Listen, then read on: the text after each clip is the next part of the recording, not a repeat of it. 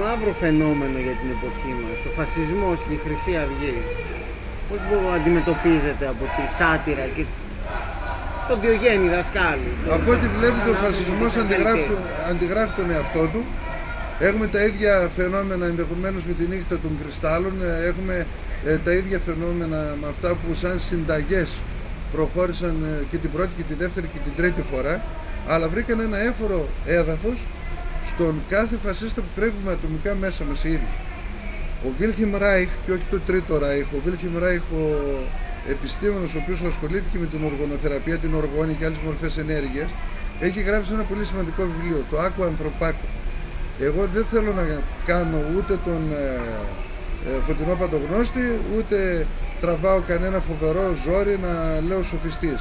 Είναι ένα βατό βιβλίο, νομίζω ότι είναι ένα πολύ χρήσιμο βιβλίο για να ανακαλύψουμε και να ξυλώσουμε από μέσα μας ο καθένας το φασίστα που κρύβει στα ισόψυχά του.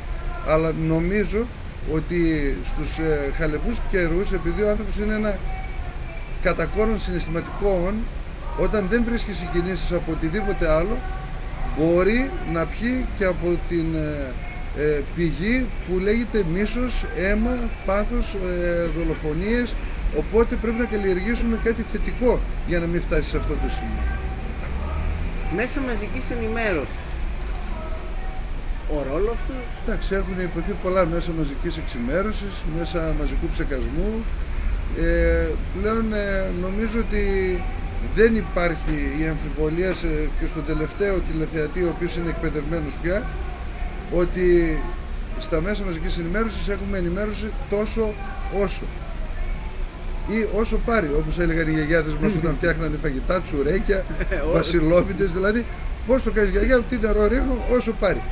Βλέπουμε, ας πούμε, ένα εξάμηνο που τη βγάζουμε καθαρή με τη Χρυσή Αυγή στα μέσα μαζικής ενημέρωσης για να κάνουν τη δουλειά τους από πίσω αυτοί που έχουν στο νου τους τον πλουτισμό, το σχέδιο της Τρόικας ή του Δουνουτού. Μετά έρχεται ένα ξανθό γυφτάκι ή ρωμάκι, όπως θέλει να λέγεται ο καθένας και να το ονομάζει. Μετά σκάει ο μικρός Μπεν, μετά ξανά έχουμε λίγη Χρυσή Αυγή, κάποιες δηλώσεις κάποιου Τζιτζικώστα για την παρέλαση και ποιος κάλεσε ποιον και μουχαμπέτη να γίνεται, όπως λέμε και στα Σέρας. Αλλά αυτά όλα έχουν πλέον χαρτογραφηθεί. Αέριο, τώρα δώσει αέριο να πούμε.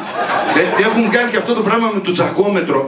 Όποιος ανάβει το τσάκι να πω, αυτό είναι, ξέρεις, βάλανε τον Αγιο Βασίλη για κατάσκοπο να πω, παρακολουθούν τη μέρα του. Όχι, από συνωμοσίες έχω πολλές τώρα, ξέρεις, η καινούργια είναι ότι αυτοί από την Τρόικα έχουν κάνει μια πεντάλφα και μπαίνουν μέσα και σβάζουν, ξέρεις, παρθένες από τη Χρυσή Αυγή, από την κόρη του Ουρανία, κάνουν προσευχές, κάτι περιστέρια τρώνε, μας φτύνουν τα φτερά, τέτοια πράγματα. Αυτά, άμα πάρεις ελεύθερη ώρα, το καλύτερο χέσιμο. Σε μιλάω, το καλύτερο touch water το κάνεις με εσπρέσο και ελεύθερη ώρα. Σε μαγεύει, σε ταξιδεύει, δεν είναι εφημερίδα σαν. Δεν θέλω να χέσω. Χέσε, Αλέξη, δεν είναι θέμα. Έτσι κι αλλιώς τάξεις τα κάνει στην πάνω. Αυτός ο Τσίπρας, επειδή είναι σαβούα, πρέπει να χτύψει μικρό σε καμιά κολόνα. Δεν είναι. Μετάφραση δεν το κόφτει. Να κάνουμε και μετάφραση, δηλαδή χαμηλού IQ. Ναι. Χαίρομαι που το. Δεν μου λες, εδώ πέρα εσύ τι, νυφούδα? Σε έχουμε νυφούδα, λέω, ή πήρε σόκαμπρο κανένα δικό μας κάτω? Τίποτα, τι, λεσβία? Πες το βρε κορίτσι μου να έρθει. Τώρα συνοήθηκαμε, πώς? Τον νίκησες? Καλά η πλάκα, άμα είσαι με Αθήνα, δεν πειράζει, ας είναι και αμοιβάδα. Μιλάει όλος ο κόσμος, ωραίο πράγμα είναι. Στους τέλος μπορεί να σας κεράσουν κιόλα. Τη λυπηθούν, στη λέει τώρα τι κατάλαβε από το πρόγραμμα, μην τη χρεώσουμε εγώ. Γιατί και δεν νομίζω ότι πλέον ξεγελάνε τόσο εύκολα όσο παλιότερα.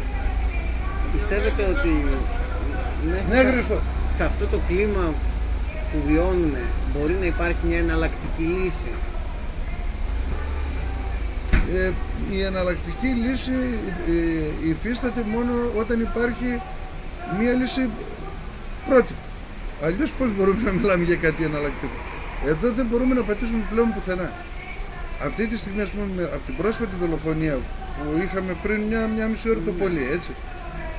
Εγώ τι καταλαβαίνω ότι θα συμβεί, επειδή δουλεύω στα μέσα ενημέρωσης. Τη Δευτέρα το πρωί, ας πούμε, θα μεσολαβήσει αυτό το Κυριακάτικο, ενώπιση ότι η Τρόικα μας κάνει ναζάκια και πρέπει να την παρακαλέσουμε για να έρθει ο θήτης να επισκεφτεί το θύμα του. Έχουμε φτάσει σε αυτόν τον παραλογισμό. θα συμβεί το εξής. Δευτέρα πρωί θα λέμε ότι αυτοί ήταν κομμουνιστές που ντύθηκαν χρυσαυγίτες γιατί είχαν έναν πόλεμο ομερτά, που φάγανε αυτούς, που ήταν οι άλλοι. Αλλά εμείς είμαστε κρυμμένοι πίσω από αυτούς που δεν θα επιτρέψουμε σε εκείνους για να κάνουν αυτό που θέλαμε εμείς.